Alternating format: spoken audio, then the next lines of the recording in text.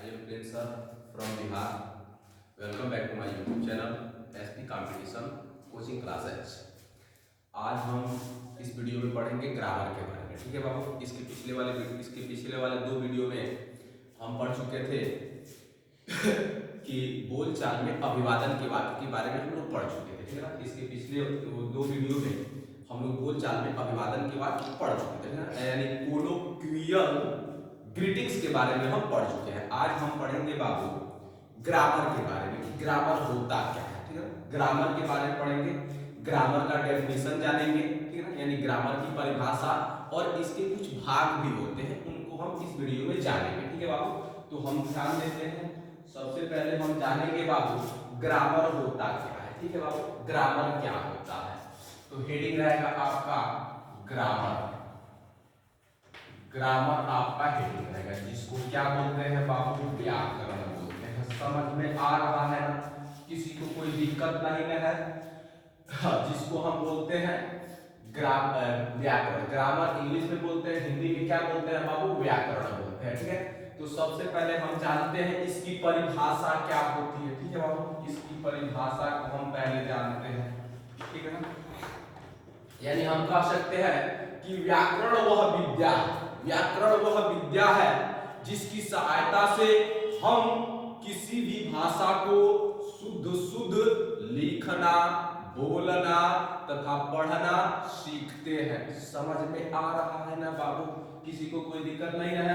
यानी एक बार और जान लेते हैं कि ग्रामर वह विद्या है जिसकी सहायता से हम किसी भी भाषा को शुद्ध लिखना, बोलना तथा पढ़ना सीखते हैं। समझ में आ रहा है ना, या हम ये भी कह सकते हैं कि ग्रामर वह कला है जिसकी सहायता से हम किसी भी भाषा को शुद्ध लिखना, बोलना तथा पढ़ना सीखते हैं। ठीक है बाबू, ये हिंदी का डेफिनेशन हो गया। अब इंग्लिश का डेफिनेशन मैं लिख दूंगा। ठीक है ना, यानी लिखेंगे grammar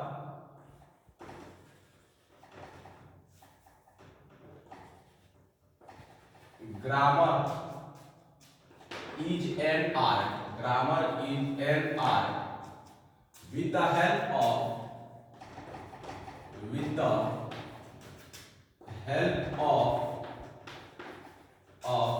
which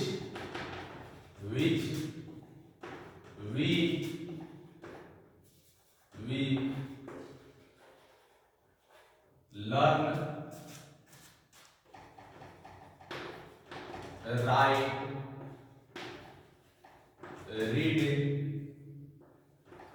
and speak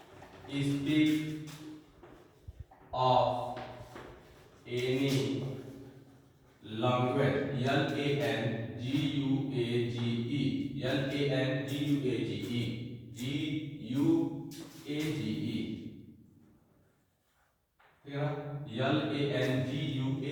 Language correctly. CORRECTLY।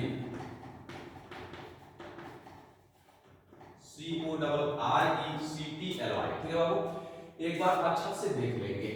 यानी हम बताया है कि ग्रामर वह विद्या है जिसकी सहायता से हम किसी भी भाषा को शुद्ध लिखना, बोलना तथा पढ़ना सीखते हैं। ठीक है ना, यानी grammar is an art with the help of which we learn, write, read and speak of any language correctly। एकदम बढ़िया से सीखना है, रटना नहीं है।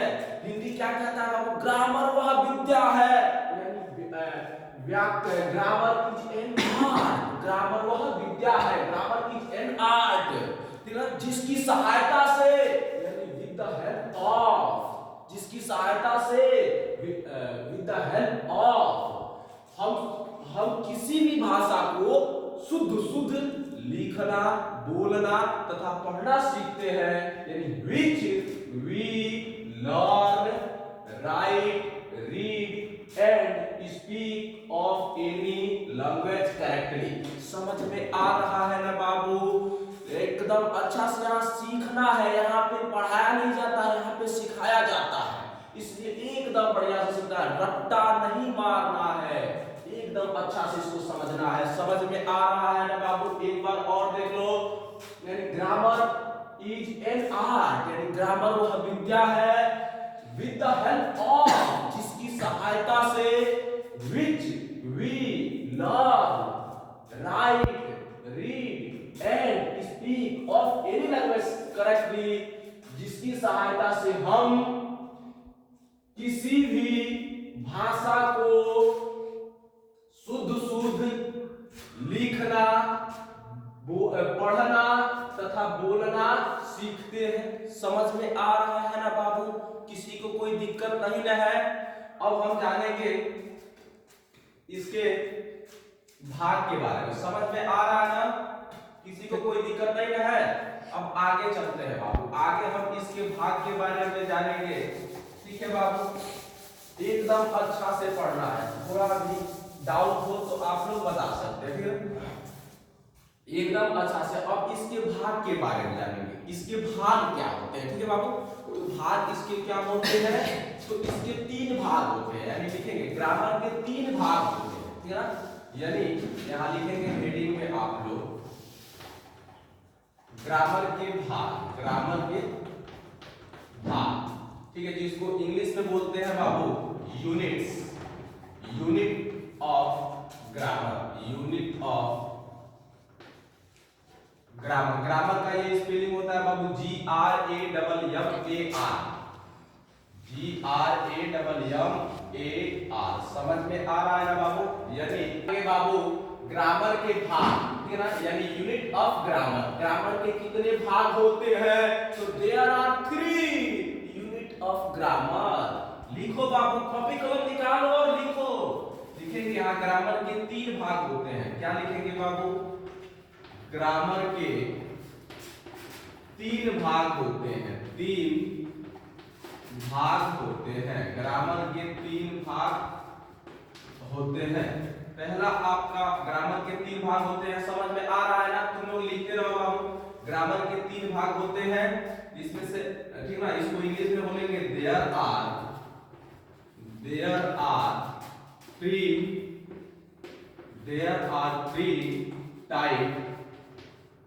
टाइप ऑफ, है ना, देयर आर 3 यूनिट लिखेंगे, सॉरी टाइप से लिखेंगे unit. There are 3 unit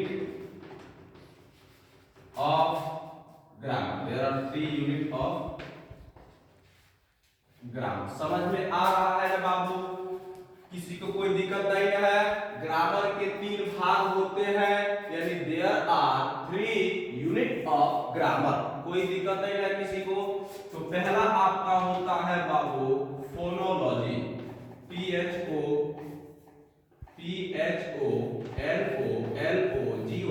phonology. Phonology का मतलब बाबू वर्ण विचार। फोनोलॉजी का मतलब क्या होता है बाबू? वर्ण विचार। दूसरा आपका होता है मॉर्फोलॉजी, MORPHOLOGY, मॉर्फोलॉजी। मॉर्फोलॉजी का मतलब क्या होता है बाबू? शब्द विचार। क्या होता है? शब्द विचार होते हैं, इसको क्या बोलेंगे? विचार, शब्द विचार। तीसरा आपका होता है बाबू सिंटैक्स। क्या होता है? SYNTAX, syntax. इसको बोलते हैं बाबू वाक्य विचार। क्या बोलते हैं? वाक्य विचार, सब वाक्य विचार। समझ में आ रहा है ना बाबू? किसी को कोई दिक्कत नहीं है? देख लेते हैं अच्छा से। ग्रामर यानी ग्रामर के भाग, यानी यूनिट ऑफ ग्रामर। ठीक है ना? ग्रामर के 3 भाग होते हैं। There are 3 unit of grammar. पहला आपका होता है बाबू फोनोलॉजी। फोनोलॉजी का मतलब वर्ण विचार। दूसरा आपका होता है, मेरे साथ बोलो, याद हो जाएगा, बोलो मेरे साथ। दूसरा आपका होता है मॉर्फोलॉजी। क्या होता है बाबू? मॉर्फोलॉजी, इसको शब्द विचार बोलते हैं। तीसरा आपका होता है सिंटैक्स। क्या होता है बाबू? सिंटैक्स, जिसको वाक्य विचार बोलते हैं। समझ में आ रहा है ना बाबू? किसी को कोई दिक्कत नहीं है? किसी को इस टॉपिक में किसी को कोई दिक्कत नहीं है? तो अब हम इस वीडियो में इतना ही पढ़ेंगे। इसके अगले वीडियो में हम जानेंगे फोनोलॉजी के बारे में, मॉर्फोलॉजी के बारे में, सिंटैक्स के बारे में। यानी फोनोलॉजी का परिभाषा जानेंगे इंग्लिश और हिंदी में, मॉर्फोलॉजी का परिभाषा जानेंगे इंग्लिश और हिंदी में, सिंटैक्स का भी परिभाषा जानेंगे इंग्लिश और हिंदी में। ठीक है बाबू, तो इस वीडियो में इतना ही। इस वीडियो को उस व्यक्ति के पास शेयर करिए, उस भाई के पास शेयर करिए जो बोलता है मुझे इंग्लिश बहुत हार्ड लगती है, जो बोलता है मैं इंग्लिश नहीं पढ़ना चाहता हूँ। मुझे आशा है कि यह वीडियो देखने के बाद वह व्यक्ति या वह भाई या वह दोस्त इंग्लिश का दीवाना हो जाएगा।